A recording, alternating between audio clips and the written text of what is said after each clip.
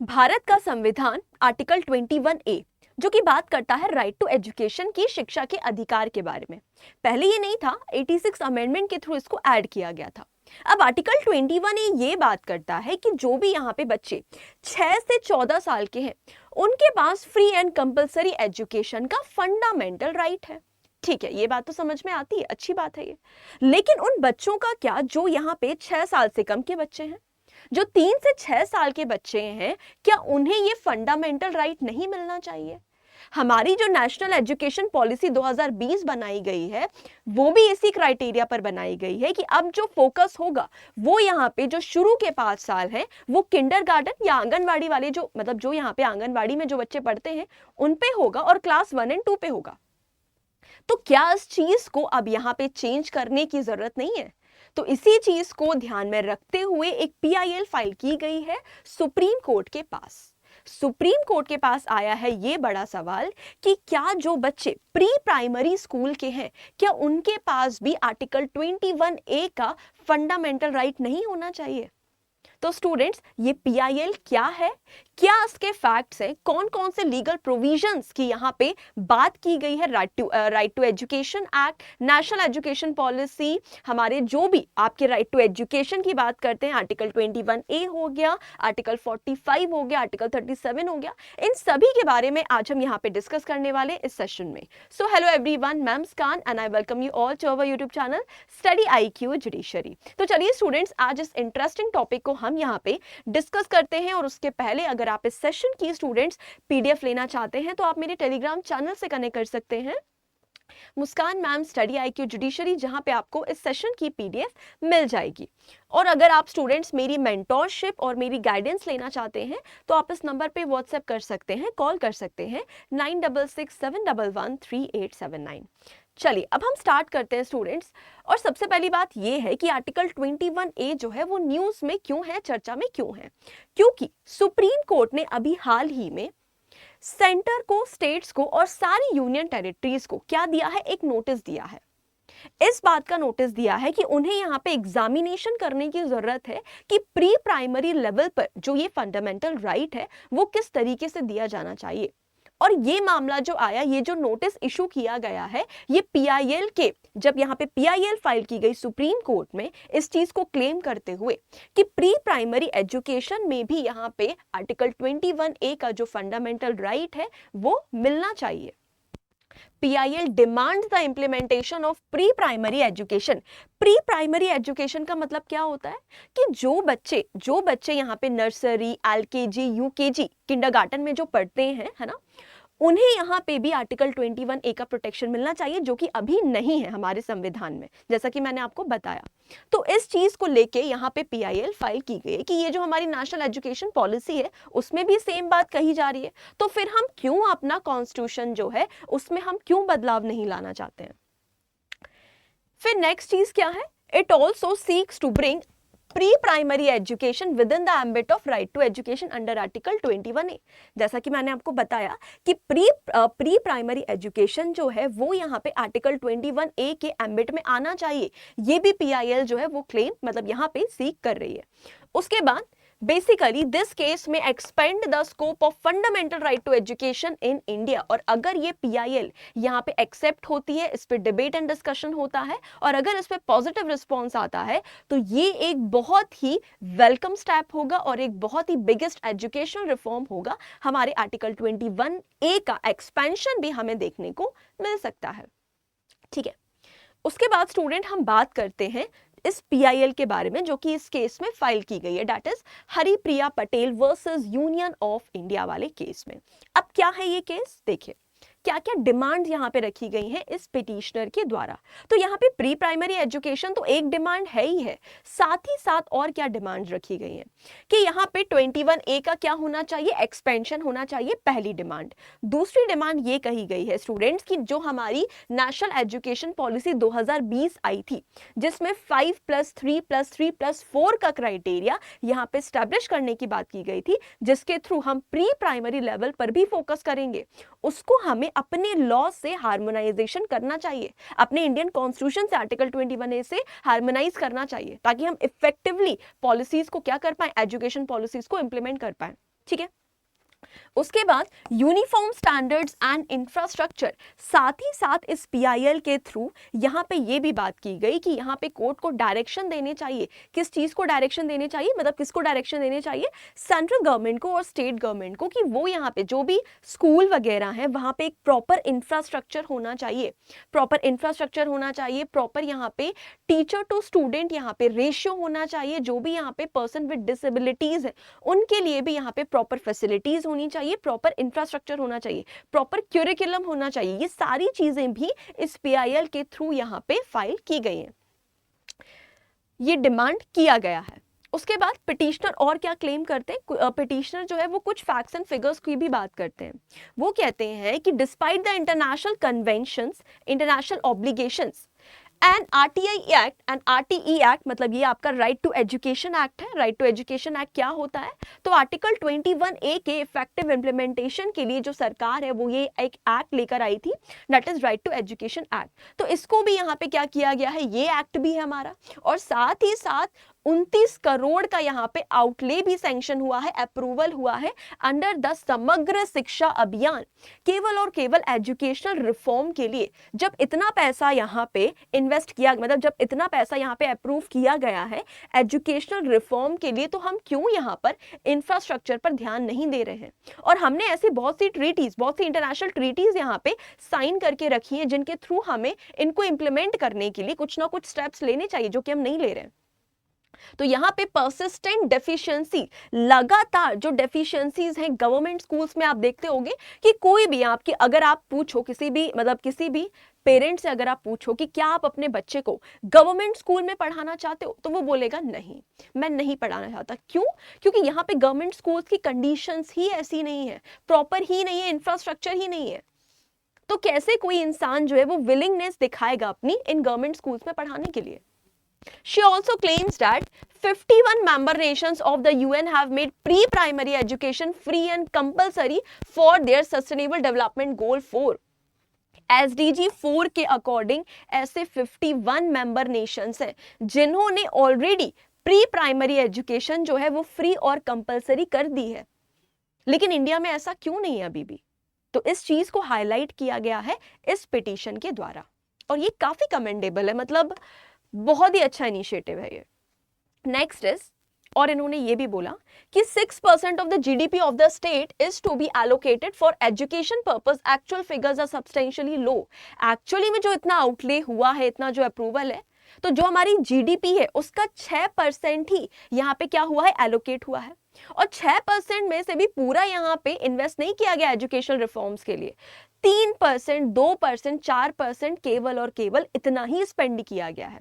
तो बाकी पैसों का क्या, ये भी यहाँ पे बताया गया है, हाईलाइट किया गया है। State has enough resources to take the pre primary education and integral part of fundamental right. और इन्होंने ये भी बोला कि ऐसा नहीं कि स्टेट के पास रिसोर्सेज नहीं है, स्टेट के पास प्रॉपर रिसोर्सेज है, लेकिन फिर भी यहाँ पे स्टेट जो है वो प्री प्राइमरी एजुकेशन को फंडामेंटल राइट के अंदर क्यों नहीं लेकर आ रही है, ये एक मेजर सवाल है।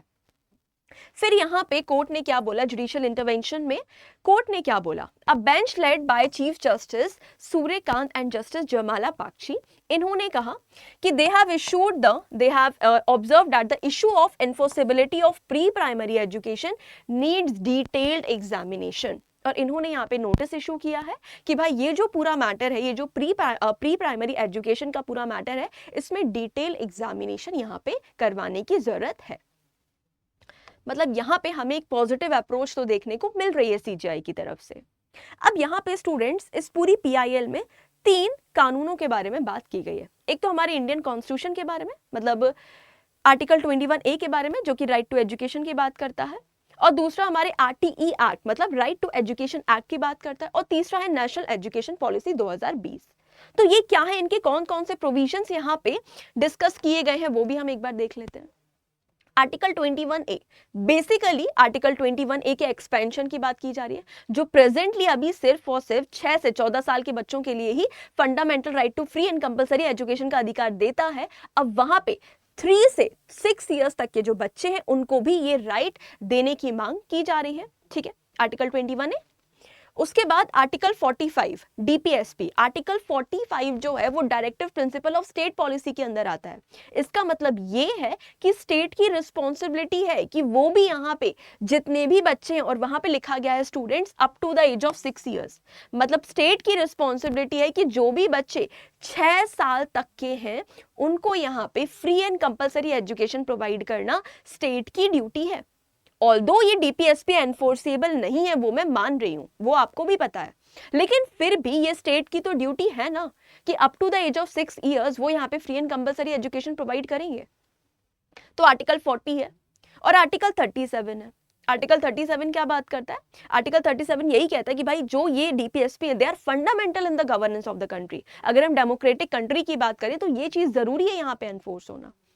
तो यहाँ पे जो करंट कॉन्स्टिट्यूशनल पोजीशन है, अगर हम बात करें कि 0 से 6 इयर्स तक डीपीएसपी है, मतलब लीगल हर्डल क्या है वो मैं आपको यहाँ पे बता रही हूं कि 0 से 6 इयर्स तक के जो बच्चे हैं वो कहाँ पे फॉल कर रहे हैं डीपीएसपी में, जो कि एनफोर्सेबल नहीं है। और अगर हम बात करें 6 से 14 साल तो वो यहाँ पे फंडामेंटल राइट में, जो कि एनफोर्सेबल है।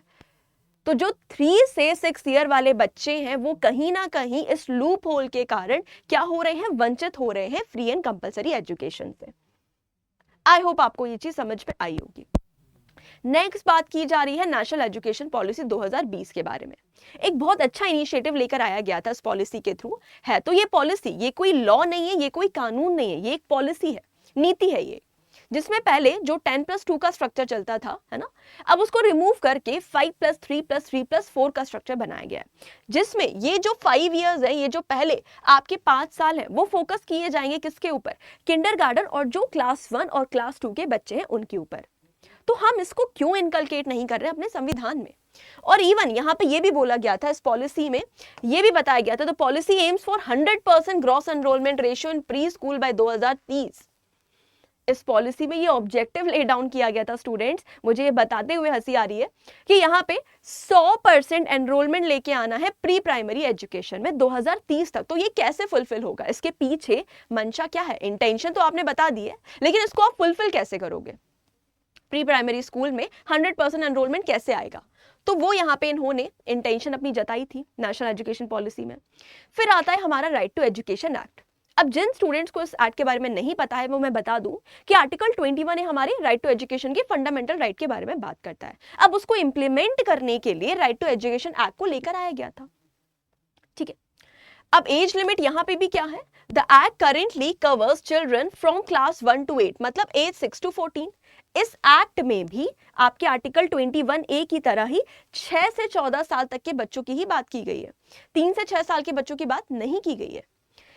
और इसी का एक सेक्शन है, section 11 of the RTE act. क्या कह रहा है ये? It states that government may make necessary arrangement for pre primary school education. इसमें जो वर्ड है वो मे है। सेक्शन 11 कहता है कि गवर्नमेंट की रिस्पॉन्सिबिलिटी हो सकती है कि वो नेसेसरी अरेंजमेंट्स प्रोवाइड करे प्री प्राइमरी एजुकेशन के लिए। तो इस चीज को डिबेट भी किया गया था राज्यसभा में कि ये जो मे वर्ड है ये किस में कन्वर्ट होना चाहिए? मे वर्ड आपका शैल की तरह इंटरप्रेट होना चाहिए। ये स्टेट की ड्यूटी होनी चाहिए कि वो यहाँ पे प्री प्राइमरी एजुकेशन प्रोवाइड करे ही करे, उसके लिए नेसेसरी अरेंजमेंट प्रोवाइड करे ही करे। तो ये चीज यहाँ पे आपका राइट टू एजुकेशन जो है वो इस तरीके से इन्वॉल्व है। अब हम बात करते हैं कुछ कोर लीगल इश्यूज की कि क्या यहाँ पे हो सकता है। तो आर्टिकल 21A का क्या एक्सपेंशन हो सकता है? अगर ये PIL सबमिट होती है, यहाँ पे डिबेट एंड डिस्कशन करने के बाद अगर यहाँ पे कुछ कंक्लूजन निकल के आता है तो आर्टिकल 21A में एक्सपेंशन हो सकता है। Is exclusion of 3 to 6 is arbitrary, मतलब जो यहाँ पे 3 से 6 साल के बच्चों को आपने एक्सक्लूड करके रखा है, क्या ये आर्टिकल 14 का वायलेशन नहीं है राइट टू इक्वालिटी का? रोल ऑफ डीपीएसपी, अगर हम यहाँ पे बात करें कि आर्टिकल 45 ठीक है, चलो एनफोर्सेबल नहीं है, बट क्या हमें उसको इंटीग्रेट नहीं करना चाहिए आर्टिकल 21 और 21A से? क्या उसको हमें एनफोर्स नहीं करना चाहिए? और फिर आता है जो last point, that is NEP 2020। क्या हमें इनके जो पॉलिसी एम है जो आपने बनाए थे 2020 की पॉलिसी में, क्या अब उसको इंप्लीमेंट करने की जरूरत नहीं है? तो ये सारी चीजें जो है ये सारे आपके क्या है, कोर लीगल इश्यूज है। और ये आपके कुछ केस लॉज भी हैं स्टूडेंट्स जो राइट टू एजुकेशन की बात करते हैं। Mohini Jain versus state of Karnataka हो गया जिसमें एजुकेशन को आर्टिकल 21 का पार्ट माना गया था। उन्नी कृष्णन हो गया जिसमें रिकॉग्नाइज किया था right to education up to 14 years की 14 ईयर्स तक यहाँ पे राइट टू एजुकेशन होना चाहिए। और अब अगर ये केस आता है Haripriya Patel versus union of India का, तो ये भी अगेन एक लैंडमार्क केस होने वाला है स्टूडेंट्स, जहां पे प्री प्राइमरी एजुकेशन के लिए भी फंडामेंटल राइट ग्रांट कर दिया जा सकता है। तो नेक्स्ट लाइन ऑफ केसेस में आप इस केस को देख सकते हो। अब हम फ्यूचर इंप्लीकेशंस की बात करते हैं स्टूडेंट्स। तो यहाँ पे लीगल अमेंडमेंट हो सकता है, it could force the parliament to amend the RT act. अब यहाँ पे आरटी एक्ट में भी अमेंडमेंट लेकर आया जा सकता है कि जो 6 साल से एज है उसको कम करके 3 साल कर दी जाए। बजटरी में भी इंक्रीज हो सकता है, मतलब जो बजट एलोकेशन है उसमें भी यहाँ पे इंक्रीज हो सकता है, क्योंकि पीआईएल में हाईलाइट किया गया है, पैसे तक हाईलाइट किए गए हैं कि इतना पैसा जो है वो अप्रूव हुआ है, तो उसका हिसाब भी मांगा जा सकता है। फिर उसके अकॉर्डिंग यहाँ पे एलोकेशन भी इंक्रीज हो सकता है। और साथ ही साथ it would lead to uniform minimum standards of education across all the states and the UTs. तो जो भी यहाँ पे गैप चल रहा है इंफ्रास्ट्रक्चर एजुकेशनल रिफॉर्म में, उस चीज को ब्रिज करने की बात इस पीआईएल में हाईलाइट की गई है। तो आई होप स्टूडेंट्स आपको ये जो पूरा कंसर्न है, ये जो पूरा लीगल इशू है और ये जो पूरी पीआईएल के फैक्ट्स हैं वो सब कुछ समझ में आया होगा। और आगे अगर हम इसका फ्यूचर देखते हैं स्टूडेंट, तो ये बहुत ही अच्छा होने वाला है कि अगर प्री प्राइमरी एजुकेशन के लिए भी आर्टिकल 21A का एक्सपेंशन होता है, तो that will be a great educational reform till now in the Indian constitutional history. तो आई होप स्टूडेंट्स आपको सेशन पसंद आया होगा। और इस सेशन की पीडीएफ लेने के लिए एक बार मैं आपको और बता देती हूँ, अगर आपको सेशन पसंद आया है तो लाइक एंड शेयर जरूर करिएगा स्टूडेंट्स। और साथ ही साथ आप मेरे चैनल मुस्कान मैम स्टडी IQ जुडिशरी पर इस सेशन की पीडीएफ भी आप ले सकते हैं। So thank you so much everyone, have a nice day.